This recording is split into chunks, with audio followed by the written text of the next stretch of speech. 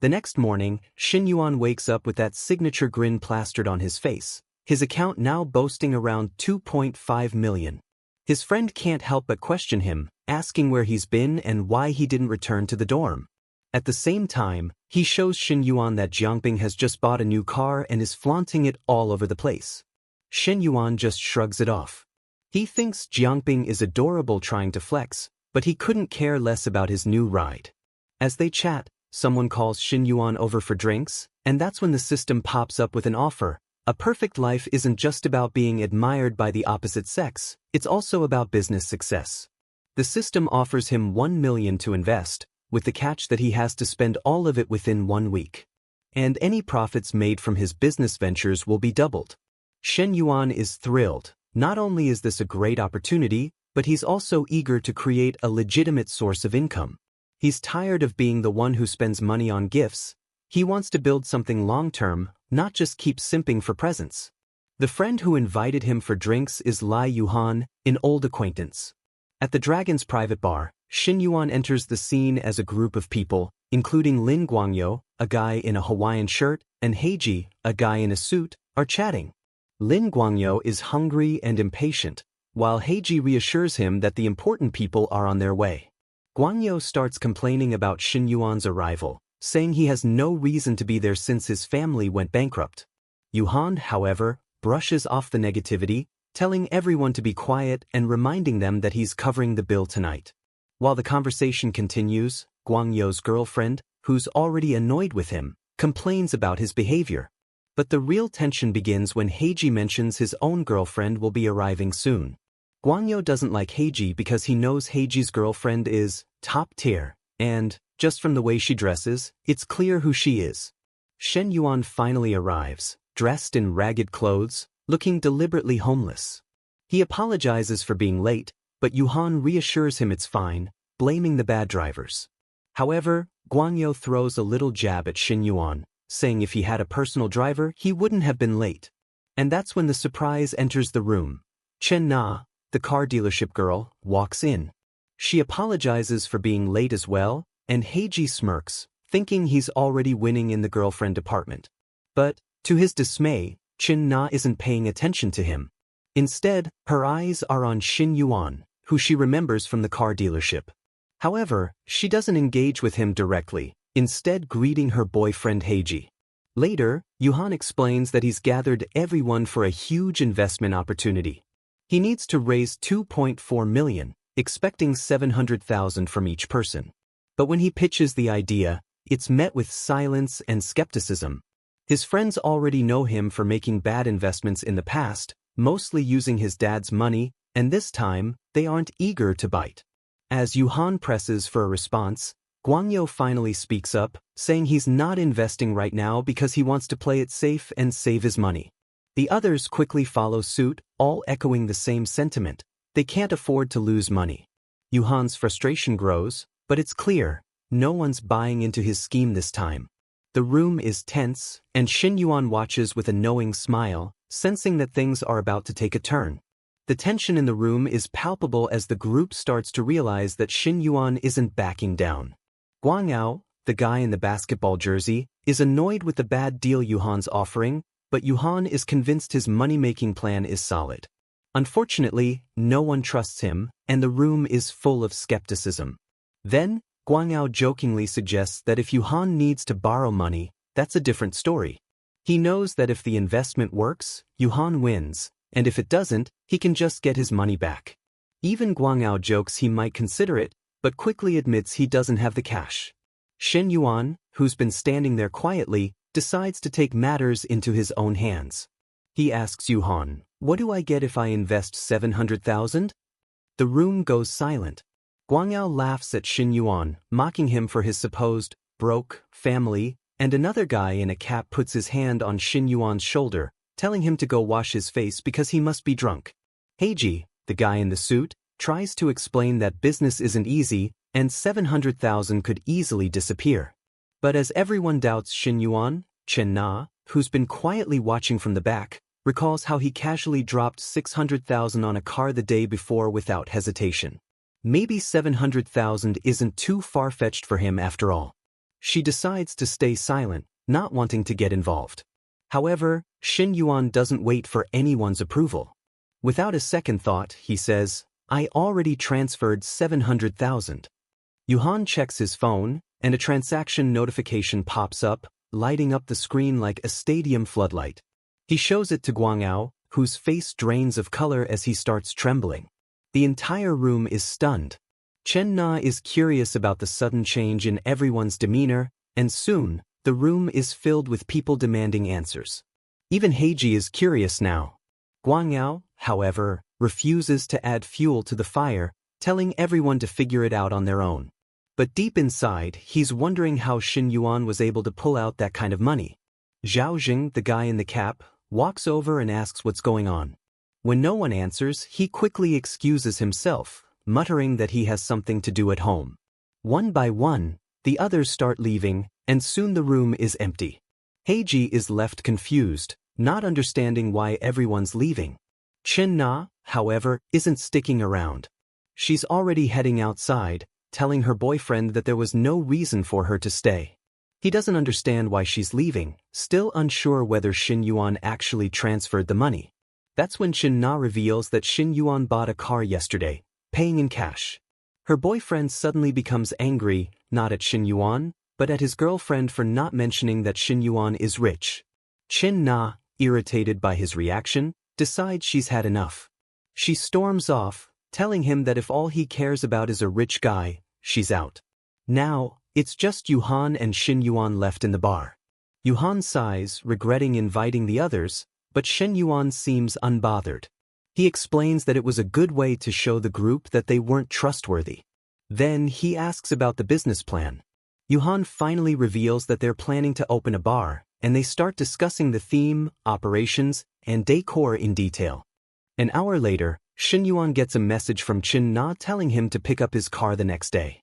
He responds casually, saying there's no rush and asks if she's free tomorrow because he's curious about the BMW M9. She's a bit confused, wondering why he's suddenly interested in the M9, but before she can reply, he sends another message, "See you at the restaurant tomorrow." The next day, Chen Na arrives at the meeting spot, wearing her work uniform, which looks more like a costume than anything else. Shin Yuan is late, and she's standing around waiting with some random guy. Then a chubby, bald dude walks by and spots her. Recognizing her, he decides to approach her, seeing an opportunity to hit on her. His friends are watching from outside, curious if he'll succeed. But most of them are skeptical, thinking Chen Na isn't the type to entertain guys like him. Among the group is Heiji, her jealous boyfriend, who asks who she's waiting for. Just as the chubby guy approaches Chen Na and asks to join her, she instantly refuses. The situation takes a wild turn when Shin Yuan steps into the cafe and sees Chen Na fending off a chubby guy who's clearly trying to make his move. Heiji, unaware of the full story, jumps in and flips out, accusing the guy of betraying him. A physical altercation breaks out, and it's clear that things are getting messy. By the time Shin Yuan arrives, he instantly grasps what's going on and thanks the chubby guy for taking the punch meant for him.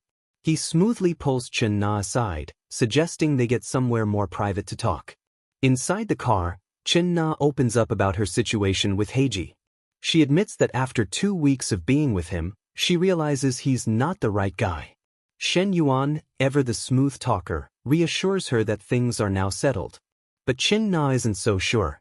The punch Heiji threw at her boss means she'll likely be treated badly at work from now on. Shen Yuan, not missing a beat, suggests she quit her job and find something better. She reveals the challenge in her line of work. Changing dealerships isn't easy, especially when she's built a client base over the years. She's tired of being a saleswoman and dreams of owning her own store, a simple cafe. But the price of opening one is steep, and she doesn't have the savings. Seizing the opportunity, Shin Yuan offers to invest in her dream. He suggests that if she were to put in $100,000, they could open the cafe together. His pitch is convincing, and he even offers her $12,000 a month plus bonuses if she manages it well. The sweetener? If the cafe does well in the first 2 months, he'll gift her a $200,000 car. At this point, Shin Yuan's throwing a lot of money around, and it's hard to ignore the offer. But Chen Na is hesitant. She's not comfortable depending on him, especially knowing that she'd be the third wheel in this situation. Despite his offer, she politely declines, saying she needs time to think it over. Shen Yuan respects her decision and they move on, but it's clear that he's got plans in motion. Later, Shen Yuan receives a message from Min Hui, who wants to grab some iced tea. He agrees, but she's quick to notice something's off when she smells another woman's perfume on him. Shen Yuan tries to explain, saying it was just lingering from a situation earlier, but Min Hui isn't entirely convinced. She makes it clear that if he sees any other woman he needs to tell her. Shen Yuan promises, but it's clear his main focus is his growing money trees and his future plans. The story takes another intriguing turn as Shen Yuan's affection for Min Hui reaches 90, unlocking some unexpected rewards. A lottery ticket worth 1 million, a spending voucher for 1 million, and a new skill called Ruthless. While the money is definitely a blessing, especially with the family debts looming, the new skill, Ruthless, catches his attention. What could this skill mean for Shen Yuan's future, and how will it impact his already complicated life? The game is definitely changing for him. Shen Yuan, now with his Ruthless skill activated, feels a change, but not in the way he expected. Instead of becoming more ruthless in combat, it affects his approach to everyday life, making him more decisive and direct. Min Hui notices something different about him and is a little shaken, but she can't quite put her finger on it. However, she's not ready to back down from their competition and declares she's done, but Shen Yuan's response is that she simply needs more practice. On the other side, Chen Na is talking to a friend about the offer Shen Yuan made to invest 300,000 in her cafe idea. Her friend is skeptical, warning her that it's rare for someone to invest so much money with no strings attached. Chen Na, however, is confident, having seen how much he's already spent. She's impressed not only by his wealth but by his looks. Her friend jokes that she should go for it since he's young, handsome, and willing to invest. Chen Na hesitates, citing his being 5 years younger than her, but her friend laughs it off and tells her to seize the opportunity. Meanwhile, Shen Yuan is excited to check his lottery ticket the next morning and discovers that he's won $6.8 million. He rushes home to tell his parents, but his mother is initially skeptical, thinking he's lost his mind. His father, though, quickly checks the numbers and realizes it's true. After taxes, Shen Yuan will have $5 million, which he plans to use to pay off debts and invest some for himself. He decides to take $1 million for himself and leave the rest for his parents. Their reaction, however, is underwhelming. They thank him but seem almost too calm for such good news. At the dealership, the chubby boss who got punched by Heiji confronts Chen Na about the incident. Even though she claims it had nothing to do with her, the boss is determined to make her suffer for it. He fires her for not showing up the previous day, despite her having permission. He bans her from selling anything for a month, which means no commissions and possibly no way to pay rent. Chen Na, fed up with the situation, decides to quit. She tells her boss that she's done and will never return to the dealership. The clown boss, still upset, tries to get the last word. He tells Chen Na, "Think carefully. If you leave, you can't come back." But she's already walking away with a confident swagger. She doesn't need to think twice. Swag mode activated. Working for Shen Yuan seems like a much better option than staying in this toxic place. After all, he's not some old man like the rest of them. She waves goodbye to the dealership, telling the boss, "I'm never coming back." 30 minutes later, Shen Yuan gets a message from Chen Na saying she's ready to quit. He congratulates her, "Took you long enough to escape hell. Now we just need to find a good location for your store." Meanwhile, Naoki, the hard-working student, is helping his teacher with a heavy box, and Shen Yuan arrives just in time to assist. As always, he gets close to her, and she wonders if he's developing feelings. But when other students arrive, she's embarrassed, seeing her face turn red as a tomato. Shen Yuan doesn't notice, though, as his affinity points with her increase, making her heart skip a beat. The scene shifts to the villains in the south side, where Jinping, the rich guy with a new car, is getting annoyed because Min Hui keeps rejecting him. He's still smug about his car, though, and is talking to a couple of girls who are impressed by his wealth. However, when he sees Chen Na walking by, He can't help but make a comment about her long legs. But the real shock comes when he notices a familiar face, Shen Yuan, arriving in a fancy car. Jinping is confused. How could this guy, who everyone knows as the newly broke guy, be driving such an expensive car? The car itself is mysterious, possibly a high-end Chinese luxury model or something that rivals even a Tesla. The girls nearby recognize Shen Yuan instantly, but Jinping, still baffled, is left wondering what's going on. As they head into a cafe, Chen Na greets Shen Yuan with a friendly, "Hey there, boss," causing Jinping to stare, mouth agape. He's trying to figure out how Shen Yuan could go from dating one girl to being with someone even more attractive.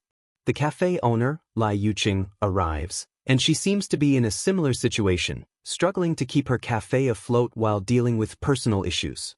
She offers to sell the place for 300,000. Shen Yuan, however, is quick to negotiate, offering her 250,000. She hesitates but sees how serious he is, agreeing to finalize the deal that very day. The moment the papers are signed, the money will be transferred to her account. She calls the girls nearby, and they all gather around, intrigued by the new owner. Shen Yuan introduces Chen Na as the new manager of the cafe. He explains that he won't be around much, but this is her chance to take charge.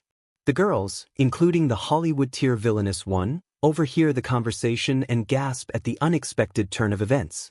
Shen Yuan's influence is undeniable, and his confidence is clearly paying off. The scene continues with Shen Yuan and Chen Na, where things are moving at a rapid pace. Shen Yuan's investment in the cafe was a bold move, dropping 250,000 in an instant for his girlfriend. Meanwhile, Jiangping, the clown boss, is fuming with rage. But just as things are about to get worse, Yuqing, the cafe owner, gets a phone call. She stands up to take it, but when Chen Na sees the name on the phone, her expression freezes. It's him, the man who fired her from the dealership. The realization hits hard. Shen Yuan, seething with anger, vents about the man. That bastard has a hot wife at home, but still flirts with all the girls at work. What a despicable man. He wants to warn Yuqing about her husband's true nature, but she doesn't want to know. Shen Yuan, concerned for her, advises, "You're about to let a man with too much money and no family get away. That's dangerous. You never know what he could do." Yuqing, now deep in thought, thanks him for the advice, realizing he's right. She hadn't considered how much of a threat her husband could be. Shen Yuan, now invested in the cafe, transfers 50,000 as her salary and tells her, "I'm looking forward to seeing how the first week goes." And just like that, he spent his first million and officially entered the world of junior investments. The system, however, is far from done with him. With 10 million more to spend, Shen Yuan is ready to expand even further. Once it's all spent, the profits from his investments will triple. Yuqing returns, grateful for the help. She says, "It was nice doing business with you." Shen Yuan shakes her hand, feeling the softness of her hand linger in his mind. His thoughts wander to the possibilities, but he shakes it off. 30 minutes later, he takes Chen Na to a fancy restaurant to celebrate. As always, he's quick to make his move, asking why she's sitting so far away, pulling her closer with ease. While Shen Yuan is calculating his next move, Chen Na is skeptical. She knows there's always an ulterior motive behind Shen Yuan's actions. She wonders if he genuinely wants to make money from the cafe or if he has other reasons. Shen Yuan, meanwhile, is too focused on the moment, enjoying the luxury of the dinner he's treating her to. He's already spent a fortune, but to him, it's just another drop in the ocean of his wealth. Later, after dinner, Shen Yuan calmly pays the bill, making it look effortless, though the amount spent is what she would make selling a luxury car. As they leave the restaurant, Chen Na suggests going back to the cafe to talk to the owner, but Shen Yuan, ever the strategist, convinces her it's too late. With a resigned sigh, she agrees to go home instead. They arrive at her apartment, and as she waves goodbye, Shen Yuan, ever the charmer, claims, "I'm really thirsty. That walk made me crave a drink of water." Chen Na isn't naive, though. She knows what he's up to and quickly shoots him down. "That water you're talking about, it's not appropriate." Shen Yuan, puzzled, asks, "What? Is there a guy in your house?" She rolls her eyes and says, "Obviously not." Shen Yuan, always up to something, had already set his sights on his next goal, buying a house for Chen Na. After spending the night together, he decided that he'd spoil her, buying her a property, and of course, he'd do it in grand fashion. But it wasn't just any house. He envisioned one with a pool, where they could all hang out, relaxing while he enjoyed his time with them. But this decision came with a little push from the system, always lurking in the background, telling him he needed to buy a 100-square-meter house for Chen Na within 24 hours, with the promise that all his expenses would be doubled and he'd get a mystery property as a bonus. Shen Yuan wasn't one to back down from a challenge like this, especially when the stakes involved a woman he cared for and an effortless system that made money appear out of thin air. Meanwhile, Chen Na, having woken up early and made breakfast for Shen Yuan, was busy in the kitchen, completely unaware of the plans already unfolding. Shen Yuan, with his usual nonchalance, praised her for being so kind. Waking up in a woman's house was a whole different experience than staying in a hotel, and this time, the situation felt just right. As they enjoyed breakfast, Shen Yuan, being the smooth talker he is, casually mentioned buying her a house. At first, Chen Na thought he was just joking or doing it for some other ulterior motive, but when he kissed her cheek and whispered the promise in her ear, her expression froze in surprise. This was no joke. It wasn't that she didn't deserve it, but she had no idea someone could just buy a house so casually. "Money doesn't grow on trees, you know," she sighed, still processing everything. But to Shen Yuan, it was as easy as breathing. He pulled her into a tight hug, assuring her there was nothing wrong with buying a house for his woman, and he even hinted that it was about time they moved out of her apartment because things got too noisy the night before.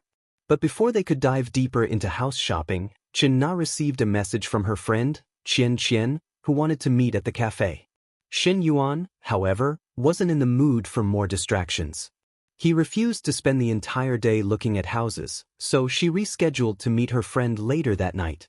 Meanwhile, Qian, together with her tall, purple-haired friend Menglu, was busy speculating about Chen Na's new life. Qian couldn't believe that a guy would spend $300,000 so easily, and Menglu, ever the skeptic, didn't think it was true. But when Qian received a message from Chen Na saying Shen Yuan was buying her a house, she screamed. Menglu, on the other hand, was about to faint. The difference between buying bags and buying houses was astronomical in her eyes. Determined to get a piece of the action, Menglu quickly decided that she needed to take advantage of this situation. She convinced Qian to find out where Chen Na and Shen Yuan were looking at houses so they could join them. 40 minutes later, they arrived at the Tianji real estate district, where even the most basic houses cost millions. Chen Na was taken aback by the grandeur of the area, unsure how to react to such extravagant possibilities. It didn't take long for Qian to spot her friends. She walked up, greeting them with a warm smile and introducing the others, Menglu and Ruda, another friend. Menglu, however, had her own way of making an entrance, contorting her body like a pretzel as if she had stepped out of a Game of Thrones scene. The dynamics between these friends and Shen Yuan were shaping up to be as interesting as his ongoing adventure in navigating the world of wealth, romance, and all the perks that came with his mysterious abilities. The tension in the air was palpable as the girls followed Shen Yuan through the luxury real estate district. Menglu, ever the determined one, had her eyes set on him, and she wasn't about to back down. She showed off a little, bending down and throwing something over her shoulder before getting straight to the point. "You've got a good body, but you should come to my gym and sweat a little." It was a challenge, one that only Shen Yuan could handle in his usual, smooth manner. With a smirk, he replied, "If I go to your gym, it'll be hard to focus on the workout." She caught his meaning immediately. He was flirting with her, right in front of Chen Na. That was enough to make her realize that Shen Yuan and Chen Na weren't a couple, at least not in the way she had assumed. As if that wasn't enough, Qian noticed the bruise on Chen Na's knee, a reminder of the wild night of football. "When you're ready to change cars, I know a great place to buy Ferraris," Qian suggested, likely trying to outdo Menglu. Shen Yuan, ever the charmer, just smiled and thanked her. It was then that he realized something important. These girls, Qian and Menglu, weren't exactly the best of friends to Chen Na. But for Shen Yuan, that didn't matter. He was only interested in building his own harem of women, and as long as they had an affinity score above 60, he was all in. Walking through the luxury district, he felt the weight of envy from the husbands around. They probably wanted to strangle him as he strolled around with 3 stunning women, acting like buying a house was just another day at the office. This was the life he had always imagined, and now it was real. A real estate agent approached him, asking if he would like to see some models. As she began to explain, he cut her off with a casual, "I came here to spend 3 million. What can I get for that?" The agent nodded, impressed, and took him straight to the VIP section. Meanwhile, Qian and Menglu couldn't hide their shock. What kind of quadrillionaire just casually spends 3 million like it's nothing? Their curiosity was piqued, but it only made Menglu more determined to snag Xinyuan's attention. Later, as they all sat on a luxurious couch, the agent recommended a 165 square meter home for 2.9 million. It was a perfect fit, but Chen Na, still cautious, grabbed his arm and whispered, "Don't buy this. It's way too expensive." But Xinyuan, with his usual confidence, reassured her, "Don't worry. All I want is a comfortable home." The words were enough to make the other girls green with envy. They hadn't expected him to be so nonchalant about the whole thing, and it was clear now that he wasn't just playing with his wealth, he was using it to attract exactly what he wanted. The scene was perfect, and with every move he made, Xinyuan cemented his place as the man who could have it all, effortlessly.